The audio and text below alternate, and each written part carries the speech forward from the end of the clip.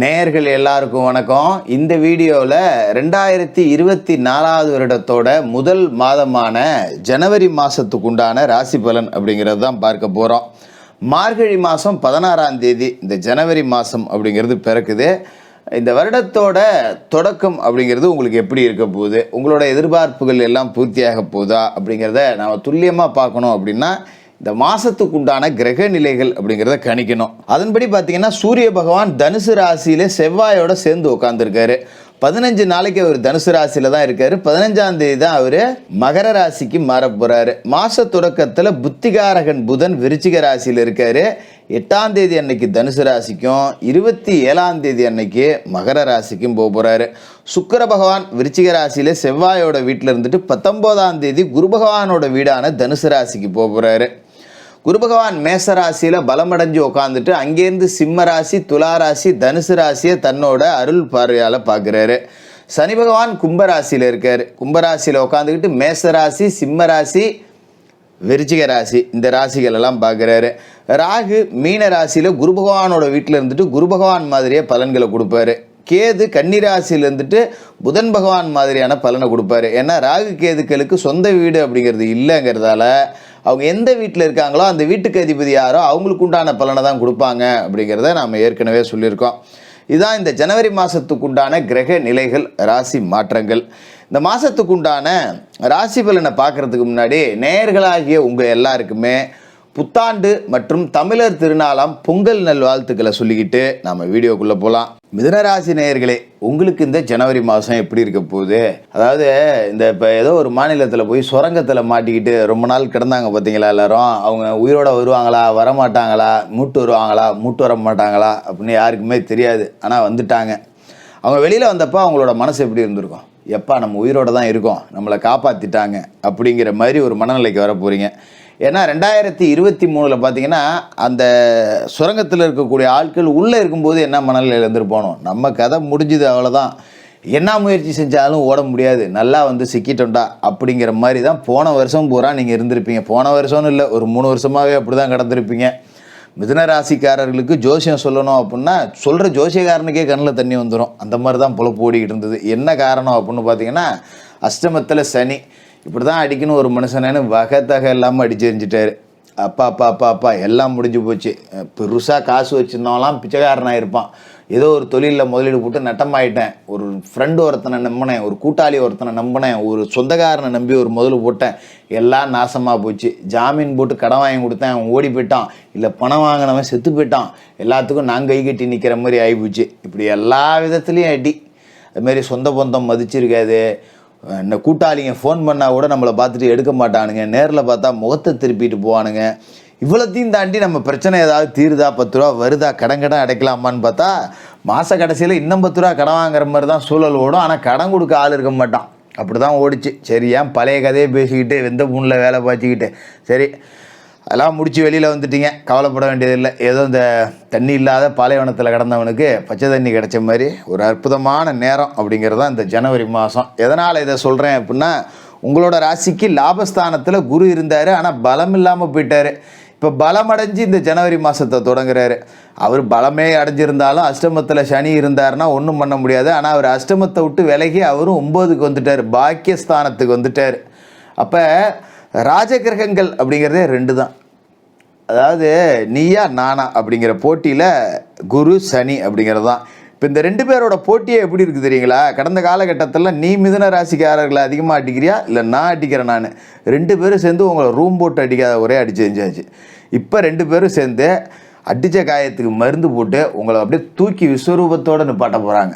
ஏன்னா குரு பகவான் லாபஸ்தானத்தில் பலம் அடைஞ்சிருக்காரு மேச ராசியில். மறுபக்கம் பார்த்தீங்கன்னா பாக்கியஸ்தானத்தில் சனி பகவான் பலமடைஞ்சு ஆட்சி பெற்று உட்காந்துருக்காரு. அற்புதமான நேரம். முதல்ல இந்த 9வது வீட்டுக்கு சனி பகவான் வந்த உடனே என்ன பண்ணுவார்னா, கடந்த காலகட்டத்தில் அஷ்டம சனி அப்படிங்கிறது அவமானத்தை கொடுத்துருக்கோம்.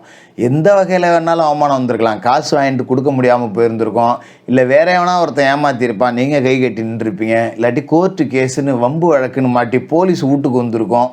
ஒரு கௌரவமான குடும்பத்திலேருந்து இப்படி போயிட்டோமே அப்படிங்கிற ஒரு அவமானம், இல்லைன்னா ஆண்களுக்கு பெண்களால் அவமானம், பெண்களுக்கு ஆண்களால் அவமானம், இப்படி ஏற்பட்ட அவமானங்கள் எல்லாத்தையுமே கரையை தொடச்சிடுவார். அந்த உடனே அப்பா நம்மளை பார்த்து அப்படியே கூனி குறுகிற மாதிரி நம்மளை பேசுனவங்களாம் அப்படியே ஆச்சரியப்பட்டு பேச போகிறான். பரவாயில்லடா மேலே வந்துட்டான், இவெல்லாம் எங்கடா வரப்போகிறான் அப்படிங்கிற மாதிரி ஒரு நினைப்பில் இருந்தவங்களாம் கூட உங்களோட வளர்ச்சியை பார்த்து ஆச்சரியப்படக்கூடிய அளவுக்கு எந்த ஒரு தப்பு தண்டிக்கப்பட்டிருந்தாலும் அதுலேருந்து நீங்கள் மீண்டு வெளியில் வந்துடுவீங்க. இதனால தான் ஏதாவது வம்பு வழக்கு கோர்ட்டு கேஸ் ஏதாவது இருந்து கடந்த காலகட்டத்தில் தோற்று போயிருந்தேன், தண்டனை அடைஞ்சிருந்தேன்னா கூட இப்போ போய் மேல்முறையீடு செய்யுங்க. தீர்ப்பை சனி பகவானே மாற்றி எழுதுவார். அதில் எந்த மாற்றமும் இல்லை. சும்மா முக அலங்காரத்துக்காக சொல்லலை. இதுக்கு மேலே தீர்ப்பு எழுதப்பட்டுச்சுன்னா உங்களுக்கு சாதகமாக மட்டும்தான் எழுதப்படும். அதனால் வம்பு வழக்கு எது இருந்தாலும் இழுத்து பிடிச்சி கடன்னு நடத்துங்க. வாய்தான் வேண்டாம், ஒன்றும் வேணாம், இழுத்துட்டு வாங்க, எல்லாம் நடந்து போவோம். பூரிய சொத்து துரோகம் பண்ணிட்டாங்க, பாகம் கிடைக்கல, என்ன கேஸ் இருந்தாலும் போய் நடத்துங்க, ஜெயிச்சிடலாம். அதோட காசு பணம் அப்படிங்கிற பஞ்சம் இதுக்கு மேலே இல்லை. ஏன்னா 9வது வீடு அப்படிங்கிறது பாக்கியஸ்தானம், தந்தையை குறிக்கக்கூடிய இடம். அங்கே போயிட்டு சனி பகவான் உட்கார்ந்துருக்காரு, அற்புதமான இடத்துல இருக்காருங்கும்போது தந்தை வழி சொத்துக்களை உங்கள் கையில் கொண்டாந்து கொடுத்துருவார். இதை வச்சு 10 ரூபா பொழைச்சிக்கன்னு விற்றுட்டோ இல்லை வாடகைக்கு விட்டோ ஏதோ ஒரு ரூபத்தில் பொழைக்கலாம். அப்பா அம்மாவனுக்கும் 7ஆம் பொருத்தமாக இருந்த பஞ்சாயத்தெல்லாம் இப்போ முடிவுக்கு வந்துடும். பரவாயில்ல, ஏதோ நம்ம பிள்ளை நல்லா இருக்கட்டும், போய் ஏதோ தப்பு பண்ணிட்டான்னு கடந்த காலகட்டத்தில் தப்பு நம்ம மேலே இருந்தால் கூட மன்னிச்சு வந்துடுவாங்க, அவங்க மேலே தப்பு இருந்தால் கூட திருந்தி வந்துடுவாங்க. அப்போ ஒத்துமை அதிகமாக இருக்கும். ஆனால் இந்த நேரத்தில் புது சிக்கலும் ஒன்று வரும். என்னென்னா, இத்தனை நாளாக அப்பாவுக்கு எனக்கு ஆகாமல் இருந்தது, இப்போ தான் கொஞ்சம் நெருங்கி வராரு, திடீர்னு அந்த ஆளுக்கு உடம்பு சரியில்லாமல் போச்சு அப்படிமே. பெருசாக பாதிக்காது, கவலைலாம் பட வேண்டாம். லேசாக அப்பப்போ காய்ச்சல், சளி, ஜுரம், ஒரு அங்கே பிடிக்குது இங்கே பிடிக்குது, அப்போ தான் நம்ம போய் ஆஸ்பத்திரியில் காமிச்சு பக்கத்தில் இன்னும் ஒரு நெருக்கத்தை காமிச்சு ஒரு நம்பிக்கையை வளர்க்கணும். அப்படி ஒரு நேரத்தையும் சனி பகவான் கொடுக்குறாரு. லாபத்தில் குரு இருக்கும்போது காசு பணத்துக்கு பஞ்சம் இல்லை. வேலையே இல்லாமல் இருந்தவங்களுக்கெல்லாம் வேலை கிடைக்கும். அதுமாரி எங்கேயாவது வேலை செஞ்சுருப்போம், இந்த பிடிச்சி வச்ச பணத்தெல்லாம் தரமாட்டாங்க, இஎஸ்ஐ பிஎஃப் ஃபண்டெல்லாம் தராமல் இருந்திருப்பாங்க, முயற்சி செஞ்சு தோற்று போயிருப்பீங்க, இல்லைனா முயற்சி செஞ்சு பயணம் செஞ்சு போகிறதுக்கே பணம் இல்லாமல் இருந்திருக்கும், விட்டுருப்பீங்க. இப்போ அந்த பணம்லாம் உங்கள் கைக்கு வந்துடும். தாராளமாக முயற்சி செய்யலாம். வேறு இடத்துக்கு வேலைக்கு போகணும் அப்படின்னு நினச்சவங்க வேலை மாற்றல் வாங்கிட்டு போகலாம், நல்லா நடக்கும். அதுமாதிரி வெளிநாடு போனவங்க நல்லா சம்பாதிக்கலாம். வெளிநாடு போயிட்டான் ஒருத்தனை நம்பி இங்கே வந்து சும்மா தான் கிடக்கேன், சொன்னது ஒரு வேலை, செஞ்சது ஒரு வேலை, சொன்னது ஒரு சம்பளம், கொடுக்கறது ஒரு சம்பளம், ஒழுங்காக சோறு கூட போட மாட்டேங்கிறானோன்னு தவிச்சிக்கிட்டு இருந்தவங்களுக்குலாம் இப்போ ஒரு நல்ல வேலை வாய்ப்பு அப்படிங்கிறது கிடைக்கும். புதுசாக பயணம் செய்கிறவங்களும் கிளம்பி போகலாம், குற்றம் கூற கிடையாது, நல்ல காசு பணம் சம்பாதிச்சிடலாம். அதுமாரி அவமானம் அப்படிங்கிறது எப்படி வந்துடும்னா, கணவன் மனைவிக்குள்ளே பிரச்சனை, பொண்டாட்டி கோச்சிக்கிட்டு புருஷன் வீட்டுக்கு போய் இல்லாமல் அப்பா வீட்டுக்கு போயிடுச்சு, நான் போய் கூட்டு பார்த்துட்டேன் வரல, 2-3 பேர் பஞ்சாயத்து வச்சு பார்த்துட்டாங்க, எதுவும் நடக்கலை. இப்படி இந்த பிரிஞ்சிருந்த கணவன் மனைவிகள் எல்லாமே இப்போ ஒன்று சேருவாங்க. ஏதோ ஒரு ரூபத்தில் மனம் திருந்தி கணவன் மனைவி ஒத்துமையாக வாழக்கூடிய நேர காலம் அப்படிங்கிறது வந்திருக்கு. ரொம்ப அற்புதமான நேரம், அதை பற்றிலாம் நீங்கள் கவலைப்பட வேண்டியதில்லை. உங்களுக்கான ஒரு நல்ல நேரம் ஆரம்பிச்சிருச்சுன்னு சொல்கிறது எனக்கே சந்தோஷமாக இருக்குது. ஏன்னா பாவம் மிதுன ராசிக்காரர்கள் பட்ட கஷ்ட நஷ்டம் அப்படிங்கிறது சொல்லி மாளாது. அதோட உங்களோட ராசிக்கு 10 தொழில் ஸ்தானத்தில் ராகு இருக்காருங்கும்போது நல்ல தொழில் வாய்ப்புகள் உருவாகும். தொழிலில் ஒரு துணிச்சலான முடிவெடுப்பீங்க. இத்தனை நாளாக பார்த்தீங்கன்னா யோசிச்சுக்கிட்டே இருந்திருப்பீங்க, எங்கடா அஷ்டம சனி வேறு அடிக்குது, நம்ம ஏதாவது ரிஸ்க் எடுக்கிறதா, இன்னும் போய் அடி வாங்கிறதா அப்படின்னு. இப்போ ராகுவும் 10ல் இருக்காரு, அஷ்டம சனி விலகிருச்சிக்கும் போது உங்களுக்கு ஒரு அதீத மனதைரியம் வரும். 1ல் 2 இறங்கி பார்த்துருவோம்டா, என்ன பண்ணுவோம் பார்ப்போம், அப்படி ஒரு தைரியம் இறங்குறீங்க பார்த்தீங்களா. அதுக்குண்டான அறுவடை அப்படிங்கிறதையும் வலுவாக செய்யலாம். அற்புதமான யோக பலன்கள் அப்படிங்கிறது இருக்கும்.